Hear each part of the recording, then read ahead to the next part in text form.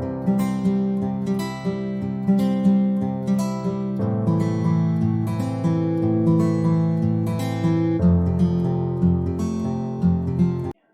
Guys, welcome to my YouTube channel info nuggets. दोस्तों, आज हम इस वीडियो में बात करेंगे one of the important topic of marketing, that is function of marketing.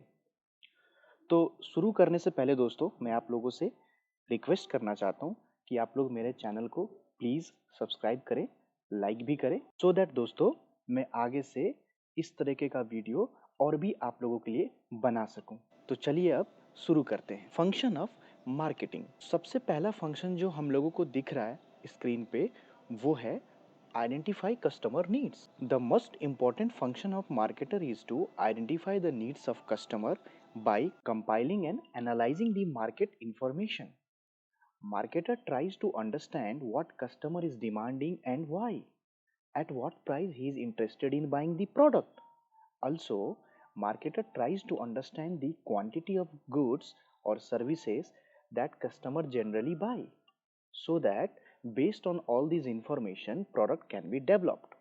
दोस्तों, आइडेंटिफाई कस्टमर नीड्स में क्या करती है मार्केटर? वहाँ पे बहुत सारे मार्केटर जो है वो मार्केटिंग रिसर्च करती हैं। मार्केटिंग रिसर्च में क्या करते हैं वो लोग कस्टमर का जितने भी इंफॉर्मेशंस हैं वो एक कंपाइल करती हैं, गैदर करती हैं, ठीक है, और फिर उसको एनालाइज करती हैं, ठीक है, जितने भी हमारे पास मार्केट में इंफॉर्मेशन अवेलेबल होती है, ठीक है। अब मार्केटर क्या करती है, उन सब चीज़ों से समझने की कोशिश करती है कि कस्टमर की भाई डिमांड क्या है, वो क्या चाहता है, वो किस तरीके से प्रोडक्ट जो है मार्केट से एक्सपेक्ट कर रहा है, और क्यों, वो क्यों चाहता है कि मेरे को भाई इस तरीके का ही प्रोडक्ट मिले, ठीक है, उसको किस प्राइस पे वो प्रोडक्ट मिले, ठीक है, और वो जनरली किस क्वांटिटी में उस प्रोडक्ट को जनरली वो खरीदता है मार्केट के अंदर, ठीक है। तो ये सारे इंफॉर्मेशन एक मार्केटर क्या करता है, वो इकट्ठा करता है, ठीक है। वो सब कुछ देख के, समझ के, सोच के पूरा कस्टमर के बारे में मतलब एक तरह से उसका पूरा आइडेंटिफाई कर लेता है, और फिर वो उसके अकॉर्डिंग मैनेजमेंट को सलाह देता है, अपने टॉप लेवल मैनेजमेंट को, कि भाई ये जो है मार्केट का जो है वो रिसर्च हमारे पास आया है कस्टमर की नीड्स को लेके, कस्टमर को डिमांड्स को लेके। अब फिर उसके अकॉर्डिंग जो है आगे प्रोडक्ट को मैन्युफैक्चर, डेवलप, जैसा भी आप कहे वो किया जाता है आगे प्रोसेस, ठीक है। तो ये हमारा आइडेंटिफाई कस्टमर नीड्स था। तो चलिए दूसरे फंक्शन पे, वो फंक्शन है हमारा प्लानिंग। अब प्लानिंग तो हम सभी लोगों को पता ही होगा, हम लोगों ने कितना पढ़ा होगा, 11th से, आई थिंक 11 12 से ही पढ़ते आ रहे हैं प्लानिंग, 9 10 हर जगह में पता है प्लानिंग प्लानिंग प्लानिंग। लेकिन प्लानिंग अब मार्केटिंग में क्या होता है? तो planning means anything deciding in advance. दोस्तों, अभी मैंने जितने भी नोट्स हैं मैंने उस सबको बहुत ही लेमन लैंग्वेज में रखा है, सो दैट आप समझ जाए, क्योंकि आपको ज़रूरी नहीं है सारी चीज़ों को रटना, आप बस एक कॉन्सेप्ट को पकड़े, आप उस चीज़ को समझ लें। लिखने में तो कोई दिक्कत नहीं होगी दोस्तों, आपको अगर कॉन्सेप्ट पता होगा तो एग्ज़ाम में कहीं भी आप किसी भी नॉलेज के लिए कहीं भी आपको इन चीज़ों को यूज़ करना है, अगर आपके अंदर उस चीज़ की समझ आ गई है तो आराम से अपने आप वो लिख लोगे आप, और अपने आप जो है ना आपके पास वर्ड्स आ जाएंगे। तो बस कोशिश ये करिए कि आप लोग जो है ना इसको अच्छे से समझ लो। और अगर आपको नोट्स चाहिए भी होगा तो आप कमेंट्स में मुझे अपना ईमेल आईडी भेज देना, मैं सभी लोगों को नोट्स जो है अलग से मेल कर दूंगा। सो टेंशन नहीं लेने का, ठीक है, समझने पे फोकस करिए दोस्तों। तो चलिए, planning means anything deciding in advance. कुछ भी जो हम पहले से ही सोचते हैं, पहले से हम एडवांस में डिसाइड कर लेते हैं कि भाई मुझे तो कल ये चीज़ करना है, मेरे को तो कल इतने बजे निकलना है, मेरे को तो कल ये काम करके आना है। जो भी चीज़ आप पहले से ही डिसाइड कर लेते हो उसको हम प्लानिंग कहते हैं। जैसे कि अब क्या है, एक कॉर्पोरेट में, एक मैनेजमेंट में, एक कंपनी में क्या करती है, अब वो डिसाइड कर रही है, प्लानिंग कर रही है कि how to increase the profit. अभी प्रॉफिट हमारा जो चल रहा है वो 15% चल रहा है कंपनी का, लेकिन कंपनी चाह रही है कि उसको मैं 25% तक एंड ऑफ द क्वार्टर या साल तक लेके जाऊं। तो एक ये प्लानिंग हो गई। दूसरा कि प्रोडक्शन कैपेसिटी को भाई मैं कैसे बढ़ाऊंगा डिमांड को पूर्ति करने के लिए, ठीक है। मान लो कल को हमारा प्रोडक्शन बढ़ रहा है, तो हमारे पास क्या उसकी कैपेसिटी है, क्या हमारे पास उतना वर्कफोर्स है, क्या मेरे पास उतनी मशीन्स हैं, क्या मेरे पास उतना मैन्युफैक्चरिंग प्लांट है? जिससे मैं उस प्रोडक्शन कैपेसिटी को एकदम से मैं इमिडिएटली बढ़ा सकूं, वो प्लानिंग हो गई। अब how to advertise promote the product and which medium to be used for promotion. अब भाई एडवर्टाइजिंग हमें किस तरीके से करना है अपने प्रोडक्ट को, हमने प्रोडक्ट भी तो बना लिया है, सब कुछ कल को कर लेंगे, पर उसको हम एडवर्टाइज कैसे करेंगे, प्रमोशन कैसे करेंगे। जैसे कि अब हम क्या टीवी में ऐड देंगे, या न्यूज़पेपर के थ्रू हमें करना है, या सोशल नेटवर्किंग का हमें यूज़ करना है, या पैम्पलेट्स के थ्रू हमें एडवर्टाइज करने हैं या प्रमोशन करने हैं अपने प्रोडक्ट्स को। क्या करेंगे, कैसे करेंगे इन सब चीज़ों को, ये सारे प्लानिंग है हमारी। एक एग्जांपल भी मैंने दिया है। If a particular product is success in the category, then the organization should try to explore the opportunities in other segment or category to capture more market share।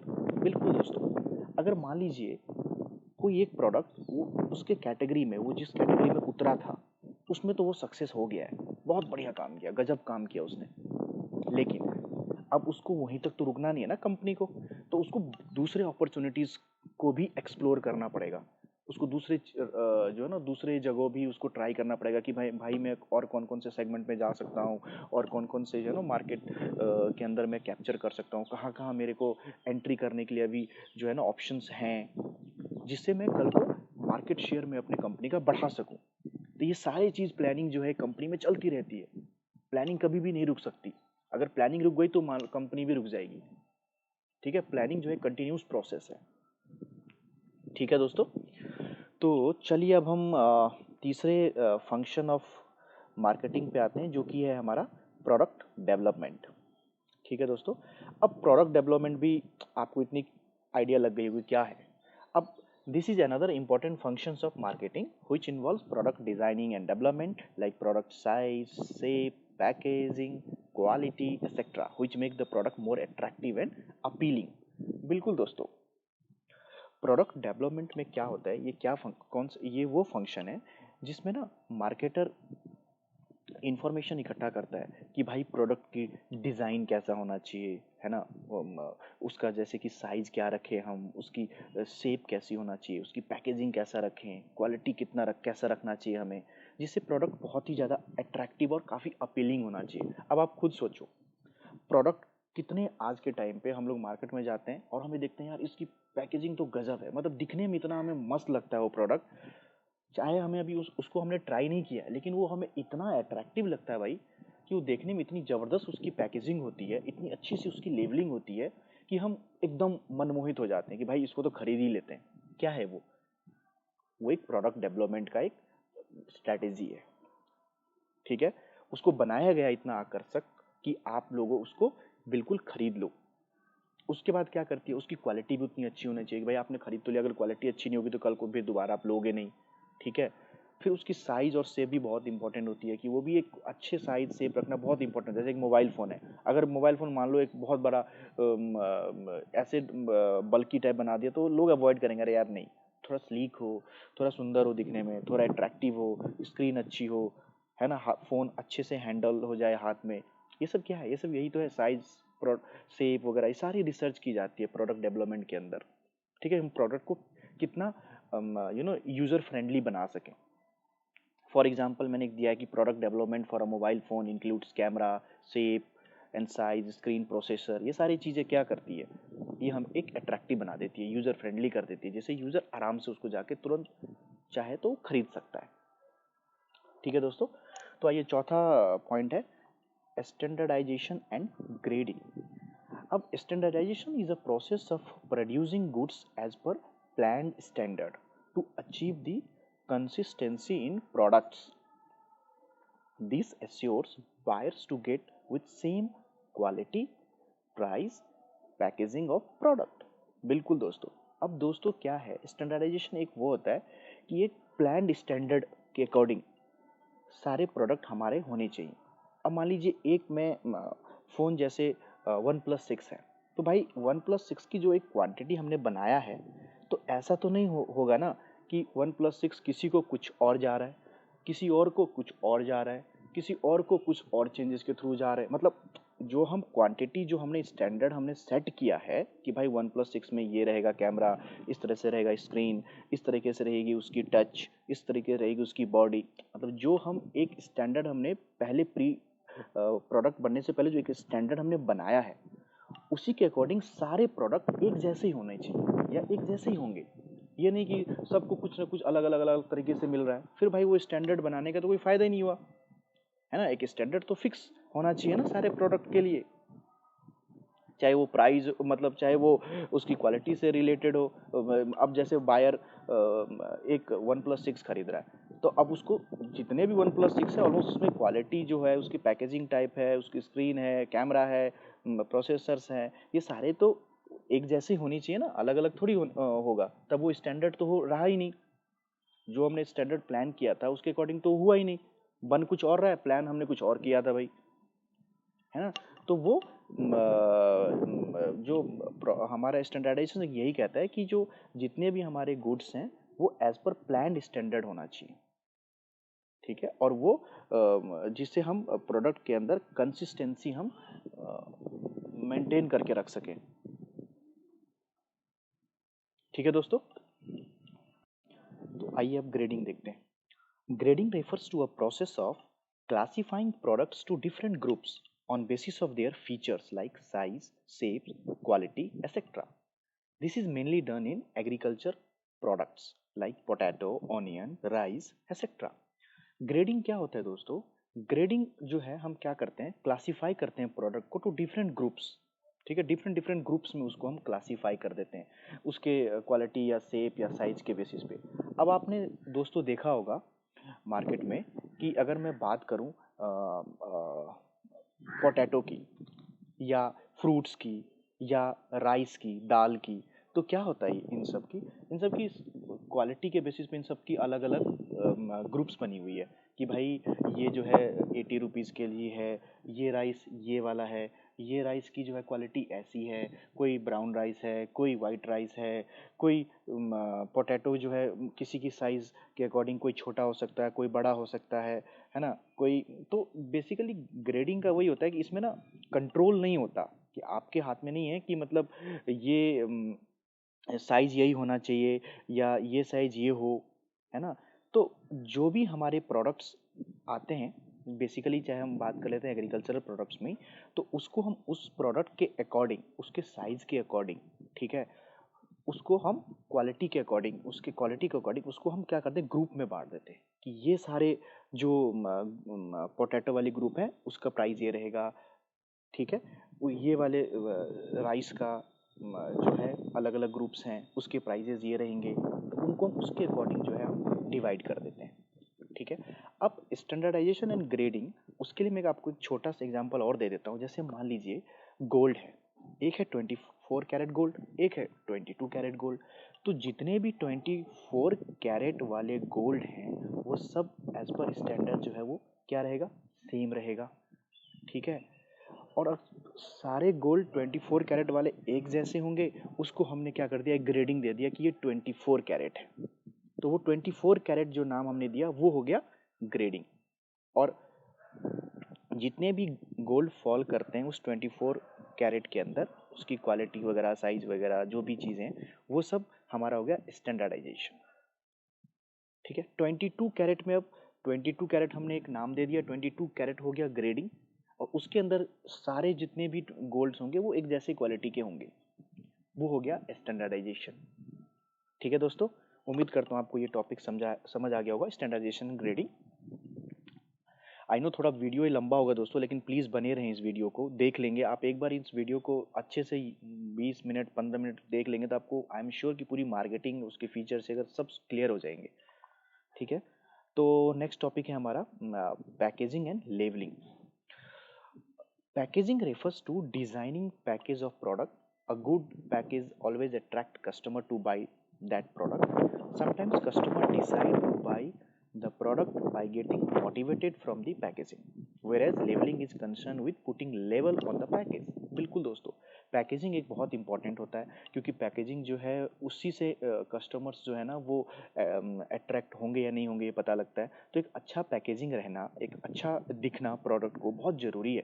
हम जाएंगे मार्केट में, अगर हमको पैकेज अच्छा दिखता है प्रोडक्ट, चाहे उसके अंदर कैसी भी हो, अभी हमें उसके बारे में आइडिया नहीं है, लेकिन एक यू ना फर्स्ट इंप्रेशन जो है वो हमारा पैकेजिंग और लेबलिंग से ही आता है। उसके अंदर लेवल किस तरीके से चिपकाया गया है, उसके अंदर डिटेल्स कहाँ कहाँ लगाई गई है ना। तो एक अट्रैक्टिव दिखना चाहिए, एक अपीलिंग दिखना चाहिए, है ना।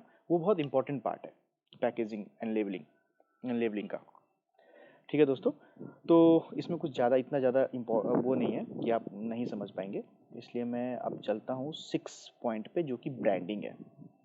बिल्कुल दोस्तों, branding is the marketing process of creating name, symbol, image, icon, design और logo that identifies and differentiate a product from the other product with the intent to retain customer loyalty. दोस्तों, ये branding जो है एक बहुत बड़ा concept है। मैं आगे वाले वीडियो में एक पूरी वीडियो बनाने जा रहा हूँ ब्रांडिंग के ऊपर, तो उसको जरूर देखिएगा आप। तो ब्रांडिंग जो है वो क्या है सॉरी, एक मार्केटिंग प्रोसेस है। क्या करने के लिए?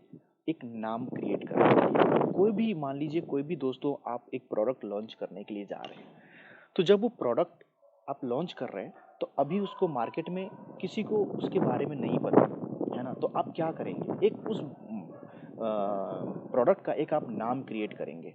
कोई या तो सिंबल आप लगाएंगे, है ना, एक इमेज बनाएंगे उस प्रोडक्ट का। एक लोगो टाइप होता है, जैसे एलजी है, कॉलगेट है ना, फिलिप्स है, विप्रो है सब लोगों ने क्या किया हुआ है, एक अपनी ब्रांड, एक इमेज बनाई हुई है ना। अपनी एक, जैसे हम लोग एलजी के बारे में सुनते हैं तो हमारे दिमाग में खट से उसकी एक फ़ोटो बनी हुई आ जाती है। आपने देखा होगा एलजी का फटाक से हमारे दिमाग में फ़ोटो आ जाता है, एक उसकी पूरी छवि आ जाती है हमारे सामने। तो ब्रांडिंग एक ऐसी चीज़ है जो रातों रात नहीं क्रिएट हो सकती है। हम आप नाम वगैरह तो हम बना लेंगे, जैसे कॉलगेट है, कॉलगेट के अंदर उन्होंने नाम का ही अपनी एक ब्रांडिंग लगा रखी है, तो वो उनके लिए एक ब्रांड बन चुकी है ना। तो ब्रांडिंग एक ऐसी चीज़ है जो आप नाम, सिंबल, डिज़ाइन वगैरह तो आपको क्रिएट करना ही करना है अपने प्रोडक्ट के लिए, जिससे उस दूसरे मार्केट के अंदर जो वो प्रोडक्ट आपका जाए तो दूसरे प्रोडक्ट से वो डिफ्रेंशिएट रहे, अलग रहे, जिससे समझ पाए लोग, अरे हाँ ये तो एलजी का प्रोडक्ट है, अरे हाँ ये तो फिलिप्स का प्रोडक्ट है, अरे हाँ ये तो विप्रो का प्रोडक्ट है, अरे हाँ ये तो सैमसंग का प्रोडक्ट है। तो वो एक जो इमेज है, वो इमेज क्या करता है, दूसरों बाकी के जो प्रोडक्ट है उससे आपके प्रोडक्ट को अलग करता है। तभी तो एक ब्रांड आपकी क्रिएट होगी ना कस्टमर के माइंड में। अगर मान लीजिए आपने कोई भी एक मोबाइल फ़ोन बना के दे दिया, उसका कोई लोगो, ना कोई इमेज है, ना कोई नाम है, तो उस पता कैसे चलेगा भाई लोगों को कि ये सैमसंग का फ़ोन है। सैमसंग का फ़ोन तो तभी पता लगता है ना जब हमें सैमसंग बताया गया है कि हाँ यार ये सैमसंग है, ये इसकी लोगो है, ये इसका इमेज है, ये डिज़ाइन है, तभी तो हमारे दिमाग में हिट होता है ना। और वो बहुत ज़रूरी है कस्टमर को लॉन्ग टर्म के लिए रिटेन करने के लिए, उसके कस्टमर की जो लॉयल्टी है उसको रिटेन करने के लिए एक ब्रांडिंग बहुत इंपॉर्टेंट पार्ट है। और ये ब्रांडिंग को हम डिस्कस आगे करेंगे, मैं पूरी वीडियो बनाने के लिए जा रहा हूँ एक ब्रांडिंग के ऊपर। ठीक है दोस्तों, तो आइए हम 7th पॉइंट देख लेते हैं, कस्टमर सपोर्ट सर्विस या आफ्टर सेल सर्विस भी हम इसको बोल सकते हैं। अब customer satisfaction is the key to marketing success. Providing various support services like after sale services, customer who purchase the goods or services needs to be taken care in case of any issue he is facing. Managing customer complaint efficiently, etc. These helps in retaining and increasing the customer base in the market. बिल्कुल दोस्तों, आप खुद सोचिए, अगर आप एक phone खरीद के लेकर आते हैं, ठीक है, फ़ोन खरीद लिया आपने, 2 महीने आपने फ़ोन को चलाया, उसके बाद उसके अंदर आ गई कोई इशू। अब जब इशू आ गई तो आपने देखा, अरे भाई मैं किससे कांटेक्ट करूं, मैं कहाँ जाऊं, मैंने यार अभी अभी 20,000 रुपये फ़ोन पे खर्चा किया है, अब मेरे देखने वाला कौन है इसको, मैं जाऊं तो जाऊं कहाँ। अगर मान लीजिए आफ्टर सेल सर्विस है ही नहीं कंपनी का, तो आप कितना परेशान हो जाएंगे, आप खुद सोचिए। आप एकदम अगली बार तो उस प्रोडक्ट को खरीदेंगे ही नहीं, चाहे कुछ भी हो जाए, तौबा ही कर लेंगे एक तरह से उस कंपनी के प्रोडक्ट लेने के लिए। क्योंकि भाई जो भी आपका इशू आया उसके लिए एक प्रॉपर सर्विसेज होना चाहिए, जहाँ पे आप जाएं, वहाँ पे आपने फ़ोन को ठीक कराएं, उनको दिखाएं भाई इतना इशू है, ये है। तो एक आफ्टर सेल सर्विस होना आज के टाइम में तो बहुत इंपॉर्टेंट चीज़ हो गया। अगर कोई भी कंपनी आफ्टर सेल सर्विस नहीं दे रही है ना, तो मैं आपको लिख के दे सकता हूँ, वो लॉन्ग रन में सस्टेन कर ही नहीं सकती आज के टाइम पर मार्केट में। बहुत मुश्किल हो जाएगा उसको सस्टेन करना।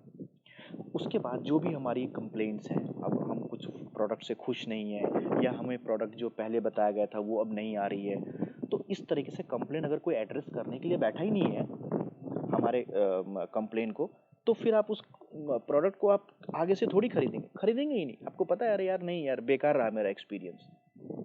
और उसके कारण क्या होगा, कंपनी जो है अपने कस्टमर बेस को खत्म कर धीरे धीरे हो जाएंगी उस कंपनी के। तो एक customer support service, after sale service बहुत इम्पॉर्टेंट है अब किसी भी कंपनी के लिए, उसके कस्टमर बेस को बना के आगे रखने के लिए। ठीक है, तो आइए दूसरा क्या है, 8th पॉइंट है हमारा प्राइसिंग। अब प्राइजिंग आपको आइडिया लग गया होगा, pricing is also one of the important functions of management. The amount of money which users pay for purchasing a goods और services is known as product price. Right price for the right product is very much important to sustain and increase the demand in the market. So, various factors like types of customer, their incomes, firm's goal must be considered while determining the price of the product. बिल्कुल दोस्तों, एक right price होना बहुत important है किसी भी product के लिए। मान लीजिए आप अपना प्रोडक्ट मार्केट में लॉन्च करने के लिए जा रहे हैं, उसी सिमिलर सेक्टर के जो प्रोडक्ट्स हैं उसका रेट मान लीजिए जो भी है 50 है, 1000 है, 10,000 है, जो भी है, अगर हमारा प्रोडक्ट उस प्राइस को मैच नहीं करेगा तो डेफिनेटली कहीं ना कहीं हम प्रोडक्ट्स के डिमांड में आएंगे, थोड़े बहुत इम्पैक्ट तो आते ही आते हैं। ठीक है, अब मान लीजिए एक नूडल्स है, ठीक है, अब नूडल्स का एक प्राइस या तो मैगी है, एक नूडल्स का प्राइस बेसिकली एक जो हम पैकेट लेने जाते हैं तो 10 से 12 के बीच में होता है, लेकिन जो हमने अपना नूडल्स निकाल लिया भाई उसका प्राइस बिल्कुल हमने 50 रुपये कर दिया, तो डेफिनेटली बहुत लिमिटेड ग्रुप्स ऑफ कस्टमर्स ही उसको खरीदेंगे। वो भी डिपेंड करता है उनके ऊपर है वो खरीदेंगे या नहीं, नो आइडिया, क्योंकि एक रीजनेबल प्राइस नहीं है। 1-2 रुपये ऊपर नीचे एक्सेप्टेबल हो जाता है, बट फिर भी हम अगर बिल्कुल ही उसको डबल ट्रिपल करके प्रोडक्ट को लॉन्च कर रहे हैं और क्वालिटी वगैरह सब कुछ ऑलमोस्ट सिमिलर है, तो कहीं ना कहीं बहुत लिमिटेड आ जाती हैं कस्टमर का बेस जो वो उस प्रोडक्ट को परचेज करेगा। ठीक है, तो एक right price for a right product बहुत इंपॉर्टेंट है। ठीक है, हमें जब प्राइजिंग हम करते हैं तो हमें बहुत चीज़ें हम क्या करते हैं, मार्केटर एनालाइज करता है कि फर्म्स का गोल क्या है, हमारे पास जो मार्केट में बेच रहे हैं वहाँ पे मतलब कस्टमर्स कौन कौन से हम इनकम ग्रुप को हम टारगेट कर रहे हैं। ठीक है, अब जैसे BMW है भाई, BMW वगैरह मर्सिडीज वगैरह सिर्फ एक ही इनकम ग्रुप्स को टारगेट करती है, आम लोगों के बस की बात नहीं है कि कोई जाए और वो खरीद के लेके आए, क्योंकि उसकी प्राइस वो एकदम सुपीरियर लेवल के लिए ही बनाई गई है। तो इस तरीके से प्राइस प्रोडक्ट के अकॉर्डिंग, फर्म्स के गोल्स के अकॉर्डिंग जो है एक प्रोडक्ट का प्राइस को हमें मार्केटर जो है वो डिसाइड करती है। ठीक है दोस्तों, उसके बाद हम आते हैं दोस्तों प्रमोशन पे। Promotion of product and services refers to providing detail information related to the product to the customer like its feature, quality, benefits, price etcetera, motivate them to purchase the product, purchase the product. Promotion can be done through personal selling, advertisement, sales promotions etc. बिल्कुल दोस्तों, अब promotion क्या होता है कि मान लीजिए आपने प्रोडक्ट भी बना लिया, मैन्युफैक्चर भी कर लिया, सब कुछ कर लिया, ठीक है, लेकिन अब जो आपने प्रोडक्ट बनाया है उसकी डिटेल्स भी तो आप लोगों के साथ शेयर करोगे ना, जिससे लोगों को कुछ पता चले कि हाँ यार ये भी कोई प्रोडक्ट आया है मार्केट में। अगर प्रोडक्ट के बारे में लोगों को जानकारी ही नहीं है, लोगों को पता ही नहीं है उसके बारे में कि भाई कौन सा प्रोडक्ट है, क्या है, उसकी क्या फीचर्स हैं, है ना, तो लोग क्या करेंगे, उसको पता ही नहीं चलेगा, तो फिर डिमांड आएगी कैसे, लोग खरीदने के लिए जाएंगे नहीं। तो एक अवेयरनेस क्रिएट करना बहुत ज़रूरी है।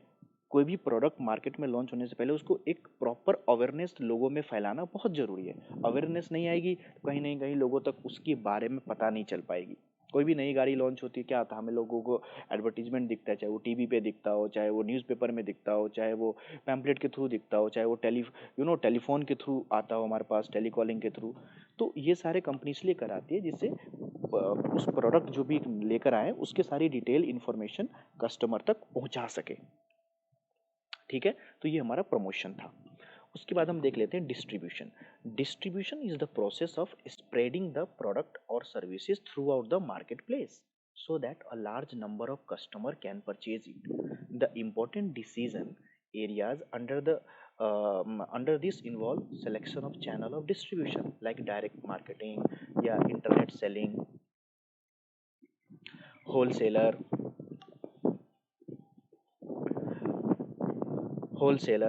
या डिस्ट्रीब्यूटर, ठीक है, transportation, inventory levels, warehousing. तो अब दोस्तों, अब डिस्ट्रीब्यूशन का मतलब बेसिकली क्या है कि अब आपने प्रोडक्ट वगैरह मैन्युफैक्चरिंग वगैरह सब कुछ कर लिया, लेकिन अब उस प्रोडक्ट को जो आपने मैन्युफैक्चर किया है, जो आपने सब बनाया है प्रोडक्ट को, अब उसको कस्टमर तक ले जाने के लिए भी तो हमारे को कोई ना कोई एक प्रोसेस होना चाहिए। हम किस तरीके से हम अपने प्रोडक्ट जो मैन्युफैक्चर किया उसको हम कस्टमर तक ले जाएं। बहुत सारे हमारे पास ऑप्शन होती है, हम कौन सा डिस्ट्रीब्यूशन चैनल फॉलो करते हैं। क्या हम इंटरनेट सेलिंग के थ्रू सामान को बेचना चाहते हैं, जैसे अमेजोन है, फ्लिपकार्ट है, मिंत्रा है, ये क्या करते हैं, डायरेक्ट ऑनलाइन ई कॉमर्स के थ्रू बेचते हैं। या क्या कहते हैं, या आप नॉर्मल रिटेलर प्रोसेस के थ्रू जाना चाहते हो कि जैसे कि एक डिस्ट्रीब्यूटर है, एक होलसेलर है, उस होलसेलर तक सामान पहुंचाया। होलसेलर क्या करती है, जो भी रिटेलर्स हैं, गली मोहल्ले जहाँ भी जितने भी रिटेलर्स हैं, दुकान है, वहाँ तक वो प्रोडक्ट फिर जाती है। उसके बाद वो प्रोडक्ट जो है कस्टमर तक जाती है। तो या तो आप डिफरेंट डिफरेंट हमारे पास चैनल हैं, कौन से चैनल के थ्रू हम प्रोडक्ट जो है, मार्केटर वो डिसाइड करती है कि हमें प्रोडक्ट को बेचना है। उसके बाद ट्रांसपोर्टेशंस जो है कौन से यूज़ करना है हमें, वो अब सारे मार्केटर डिसाइड करती है भाई, कि एज़ पर स्टैंडर्ड जो भी उन लोगों ने सेट किया है, या कंपनी का गोल है, या प्लेस को अकॉर्डिंग जहाँ भी वो प्रोडक्ट बेचना चाह रही है। अब वो देखना चाह रही है कि भाई ट्रांसपोर्टेशन कंपनी तो खुद ही अपना जो है ट्रक्स वगैरह खरीदेगी, उसके थ्रू ही हम सामान को भेजेंगे एक जगह से दूसरी जगह। या हम बाय एयर का भी यूज़ कर सकते हैं, या बाय ट्रेन का भी यूज़ कर सकते हैं। इट डिपेंड्स अपॉन कंपनीज गोल। ठीक है, तो ट्रांसपोर्टेशन क्या होना चाहिए, फिर इन्वेंट्री लेवल्स क्या होना चाहिए, कि स्टॉक हमारे पास कितना हमेशा अवेलेबल हमें रखना है। एक ब्रेक इवन आ जाती है कि भाई इस लेवल तक अगर हमारे पास डिमांड होती है तो हमारे पास इतना प्रोडक्ट होना चाहिए। तो इन्वेंट्री लेवल, स्टॉक लेवल कितना होना चाहिए, वेयर हाउसिंग हमारे पास कहाँ कहाँ पे रखना पड़ेगा, ठीक है, कहाँ पे हमें बिल्ड करना है वेयर हाउसिंग का पूरा प्रोसेस कैसे बिल्ड होगा। तो ये सारे कुछ जो है वो एक डिस्ट्रीब्यूशन के अंदर डिसाइड होता है। तो एक बहुत सारी चीज़ मैंने बता दिया। तो एक लाइन में अगर मैं बताऊं तो डिस्ट्रीब्यूशन कुछ नहीं है, एक प्रोडक्ट को तो वो सारी चीज़ डिस्ट्रीब्यूशन के अंदर डिसाइड होती है। तो उसके बाद है एक दूसरा है, 11वें नंबर पे है आपका, 11th पे है ट्रांसपोर्टेशन। ट्रांसपोर्टेशन कुछ नहीं है, transportation refers to a movement of goods from production place to the place of consumption. For example, Hyundai car manufactured in Chennai but are available all over country. Transportation decision are taken based on nature of product, location etcetera. बिल्कुल दोस्तों, transportation में आप लोगों को भी पता है कि भाई ट्रांसपोर्टेशन जो है वो गुड्स को एक जगह से दूसरी जगह पे ले जाने के लिए होता है। अब एक एग्जांपल ले लें तो जैसे कि Hyundai कार है, वो तो भाई एक दो जगह पे इंडिया में मैन्युफैक्चर होती है, जैसे चेन्नई हो गया, और भी एक जगह पे है, लोकेशन मेरे को याद नहीं आ रहा। तो लेकिन हमारे पास Hyundai कार तो हमारे घर के बाहर भी जो शोरूम होगा वहाँ भी अवेलेबल होती है। तो कैसे होती है, एक ट्रांसपोर्टेशन के थ्रू ही तो होती है, वहाँ से वो गुड्स उठाया और यहाँ पे फिर लाया गया, है ना। तो ये काफ़ी इंपॉर्टेंट भी पार्ट है। ट्रांसपोर्टेशन नहीं होगी तो फिर कहीं ना कहीं गुड्स जो है वो मे बी जहाँ पे डिमांड हो वहाँ अवेलेबल ही ना हो टाइम पे। तो ये बहुत इंपॉर्टेंट है, एक अच्छा ट्रांसपोर्टेशन सिस्टम बहुत ही इंपॉर्टेंट पार्ट है फंक्शन ऑफ मार्केटिंग का।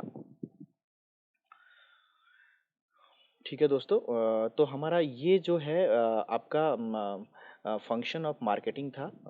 मैंने कोशिश किया आप लोगों को कि जितना हो सके इसको इजी लैंग्वेज में, लेमन लैंग्वेज में समझा सकूं। क्योंकि दोस्तों देखिए, आप अगर फंक्शन ऑफ मार्केटिंग यूट्यूब में देखेंगे, कहीं भी देखेंगे, आपको हज़ारों मिल जाएंगे वीडियो। बट मैंने कोशिश यही किया है कि आप लोगों को बहुत ही ईजी वर्ड्स में समझा सकूं। क्योंकि मेरे को इतना पता है कि अगर आपका कॉन्सेप्ट समझ आ गया, जो मैंने बोला वो समझ गए ना, तो मैं गारंटी देता हूँ कि आप एग्ज़ाम में ना अपने आप आपके जो है ना पेन चलने स्टार्ट हो जाएंगे। अपने आप उस टाइम आपको ना सारी चीज़ें, आप अपने आप दिमाग में आपको एक पिक्चर की तरह छपने लग जाएंगे। ये मेरा एक्सपीरियंस है दोस्तों, ट्रस्ट मी। आप सिर्फ कॉन्सेप्ट को समझें, कि कहीं का भी चीज़ें को रटे नहीं। मेन मेन पॉइंट्स आप एक हाईलाइटर की तरह रखें अपने दिमाग में, दैट्स इट। आप एग्ज़ाम में या कहीं भी जो भी आप काम करते हैं, या कोई भी आपका जहाँ पे ये इन्फॉर्मेशन को आप यूज़ कर सको, वहाँ पे आप जाओ।